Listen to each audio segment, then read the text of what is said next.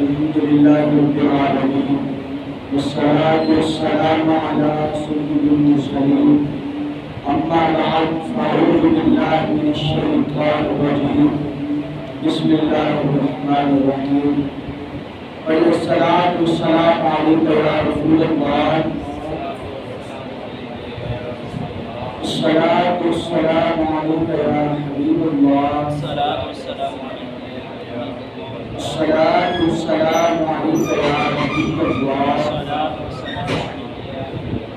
وعلى آلك وأصحابك يا نور الله نويت سنة الإرتقاء فرمان مصطفیٰ صلی اللہ تعالی علیہ وآلہ وسلم ہے کہ تم مجھ پر کثرت سے درود پاک پڑھا کرو کہ تمہارا درود پڑھنا تمہارے لیے قیامت کے دن باعث ثواب ہوگا. صلو علی الحبیب صلی اللہ تعالی علیہ وسلم. قال اللہ تبارک و تعالی فی القرآن المجید والفرقان الحمید وَلَسَوْفَ يُعْطِيكَ رَبُّكَ فَتَرْضَىٰ.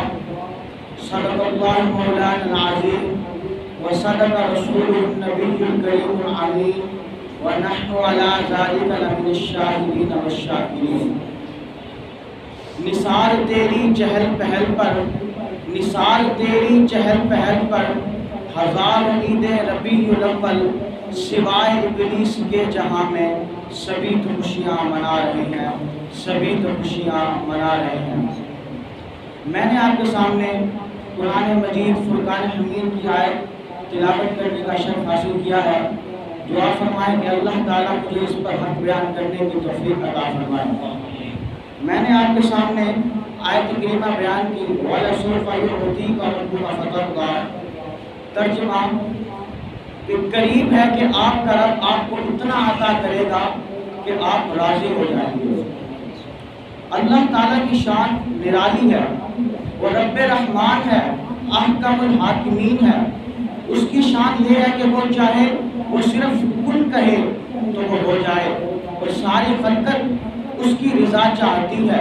اور قربان جائیے کہ خدا تعالیٰ ارشاد فرماتا ہے، ایک روایت ہے کہ خدا تعالیٰ ارشاد فرماتا ہے کہ اے محبوب علیہ السلام ہم آپ کو اتنا عطا کریں گے کہ آپ راضی ہو جائیں گے.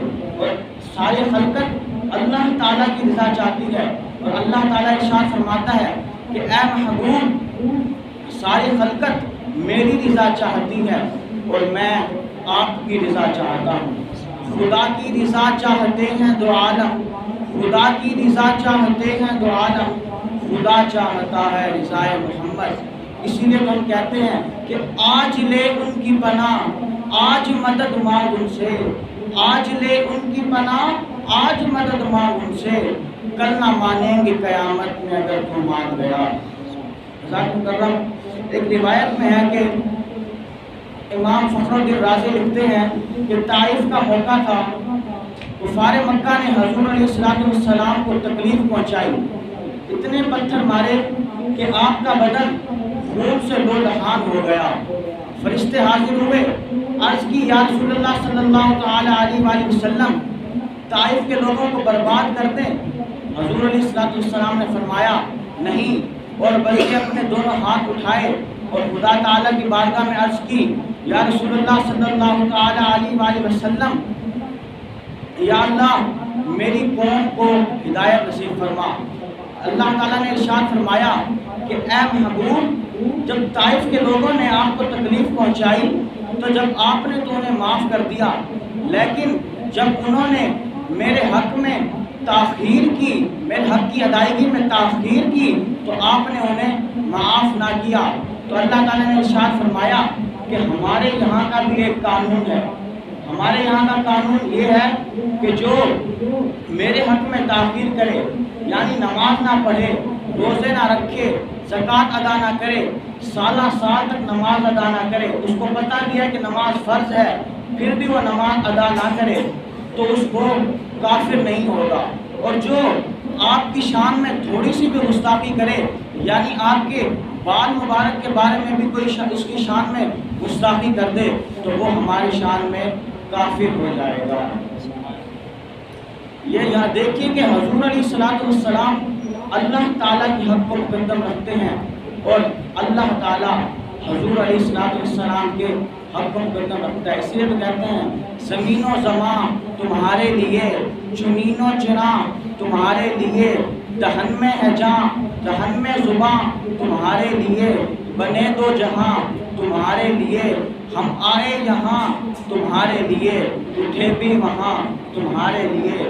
سرور کہوں کہ مالک و مولا کہوں تجھے، سرور کہوں کہ مالک و مولا کہوں تجھے، باغ خلیل کا گل زیبا کہوں تجھے. اللہ نے تیرے جسم منور کی تابشیں، اللہ نے تیرے جسم منور کی تابشیں، حیران ہوں میرے شاہ میں کیا کیا کہوں تجھے. لیکن رضا نے ختم سخن اس پہ کر دیا، لیکن خدا نے ختم سخن، لیکن رضا نے ختم سخن اس پہ کر دیا. خالق کا بندہ خلق کا آقا کہوں تجھے، خالق کا بندہ خلق کا آقا کہوں تجھے. ایک روایت میں ہے کہ جیسا کہ میں نے آپ کے سامنے آیت کریمہ پیش کی کہ اللہ تعالیٰ قرآن مجید میں ارشاد فرماتا ہے کہ قریب ہے کہ ہم آپ کو اتنا عطا کریں گے کہ آپ راضی ہو جائیں گے. پھر اس سے تو نبی کریم علیہ السلام نے ارشاد فرمایا کہ میں اس وقت تک راضی نہیں ہوگا جب تک میرا کوئی ایک بھی امتی جہنم میں ہوگا. اس پر اللہ تعالیٰ نے ارشاد فرمایا کہ اے حبیب ہم آپ کے تمام امت کو بخش دیں گے. پھر حضور علیہ السلام سے پوچھا کیا اب آپ راضی ہیں؟ تو حضور علیہ السلام نے ارشاد فرمایا ہاں میں اب راضی ہوں. حضرات دیکھیں کہ حضور علیہ السلام کو ہمارا کتنا خیال ہے کہ جب تک انہوں نے فرمایا کہ جب تک کوئی بھی ایک امتی جہنم میں ہوگا اس وقت تک میں اللہ تعالیٰ سے آپ سے راضی نہیں ہوگا. تو اللہ تعالیٰ نے پھر فرمایا کہ میں سب کو بخش دوں گا، تو پھر آپ ان سے راضی ہو گئے. تو ہمیں